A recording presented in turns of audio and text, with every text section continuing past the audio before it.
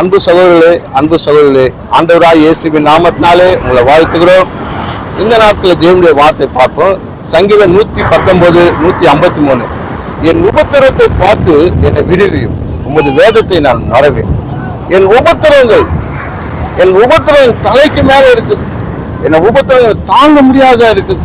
என் உபத்திரம் ஒவ்வொரு நாளும் என்னை போட்டு அழித்து கொண்டிருக்குது. ஆண்டவரே என்னை விடுவியும் அப்பா, என்னை காப்பாற்றுங்க ஆண்டவரே அப்படின்னு நீங்க சொல்லும் போது நிச்சயமாக ஆண்டவர் விடுவிக்கிறவரா இருக்கிறார். நீங்க சொல்லுங்க, ஆண்டவரே நம்முடைய வேதத்தை மறக்க மாட்டேன்பா, இந்த ஜபத்தை நான் மறக்க மாட்டேன், இந்த சபையை நான் மறக்க மாட்டேன், இப்போதே என்னை விடுவிக்க மாட்டவரே. நிச்சயமாக விடுவிப்பார். எந்த பிரச்சனை விடுவிப்பார். எது மலை போல பிரச்சனை இருக்குதா, மலை போல பாரம் இருக்குதா, மலை போல நெருக்கம் இருக்குதா, இன்றைக்கு ஆண்டவர் உன் வாழ்க்கையில அந்த நெருக்கத்தையும் அந்த உபத்திரத்தையும் ஆண்டவர் மாற்றி போடுவார்.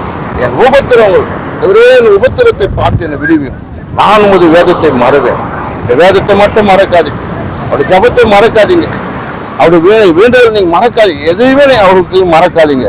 அவர் வார்த்தையின்படி நீ நடக்கும்போது நிச்சயமாக உன் உபத்திரம் மாறும், உன் துன்பம் மாறும், துக்கம் மாறும், கண்ணீர் மாறும்.